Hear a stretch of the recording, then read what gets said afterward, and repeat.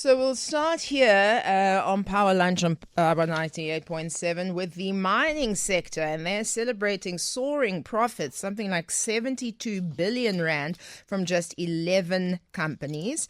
But the reality on the ground tells a very different story. So new data from the advocacy group Mining Affected Communities United in Action, Makua, reveals that important information around the unemployment in communities surrounding major mining operations actually exceeds 65%, some of which soaring as high as 82%, which is quite devastating.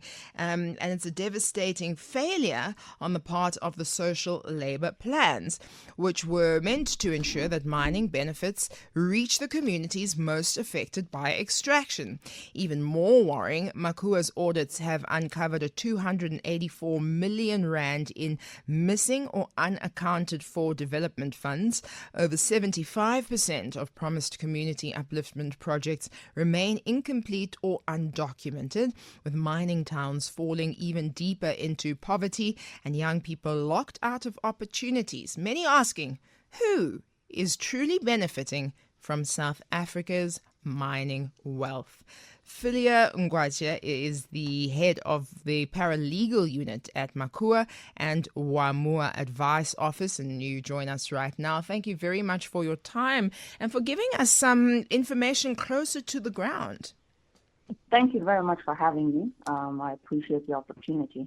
So let's start with that headline figure of 65% unemployment in mining communities.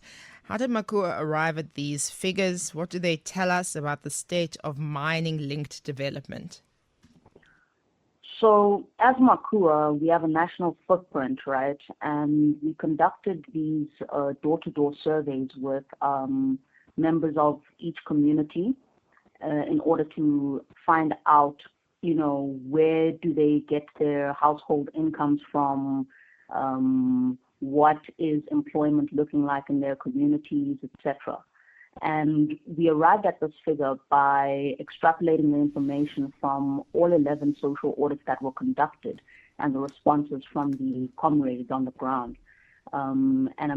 This figure of 65% really comes from the voices of community members who have either never been employed in the mining sector or are reliant on social grants as their main source of income for their households because they just don't have any employment opportunities in the area surrounding them. That's very, very difficult because, again, that question of people being locked out of opportunities in their own communities, which renders the question who really is benefiting from our mining wealth. Definitely. And this also stands in contrast to the narrative that mining operations bring with them job opportunities. So I think that's something that we all need to be mindful of. You've spoken about widespread non-compliance with labor laws and social labor plans. What are these plans supposed to deliver, and where are they failing the most? So social and labor plans are meant to be used as vehicles for previously disadvantaged persons to be uplifted in a sustainable manner.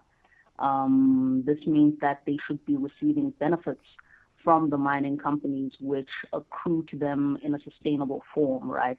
So, for example, if there's going to be a project in a community, we need that project to be both for the community and not for individuals.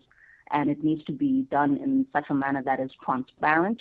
And we actually need to see those actual benefits accruing to the community in a sustainable manner. So those benefits need to outlast the actual implementation date. So, for example, if we have a community hall or gym area that's supposed to be expanded like we did in the Free State, that project would have obviously provided some benefit to the community as a space for communal development and communal use. But we found that none of that was actually provided for by Tetra 4. They didn't actually fulfill their social and labor plan commitments, and it's not something that is particular to this community alone, as we show in our social audit report.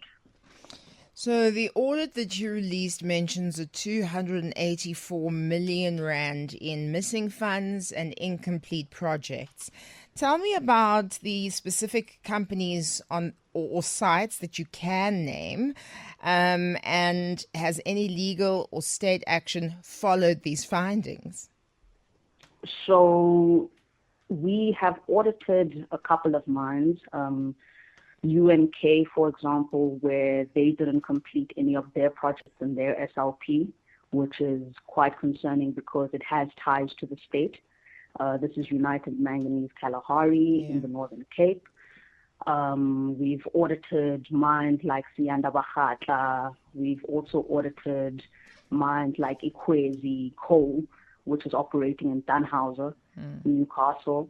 And these are just a few that are named. And I think what's really important for us to note is that a lot of these companies from our audited projects, we either found that the project was either completely not done and incomplete, or there was partial compliance in the sense that they had delivered half, but not necessarily met their full commitment to the project as outlined in their social and labor plan, while they might have reported about it in their financial statements as being complete. All right, so there is a lot that the report suggests, including that mining is becoming a site of elite enrichment. It's so bizarre. I know we're living in 2025, but this feels like a story that could be relevant from, the 50s, 60s, 40s, from some other time, right? Could you expand on how the current regulatory framework, which is probably the only thing that is different, allows this to happen, and who benefits?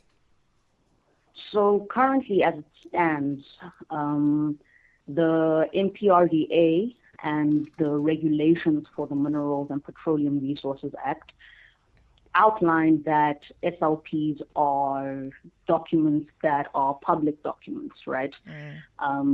They also outline that communities are supposed to be updated on the progress of implementation quarterly each year.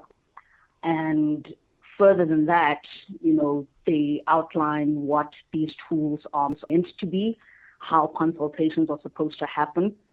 And what we're finding is that there's a complete lack of consultation with community members as it regards social and labor plans and the projects that are supposed to be in those social and labor plans by mining companies. There's just no inclusion of communities at all.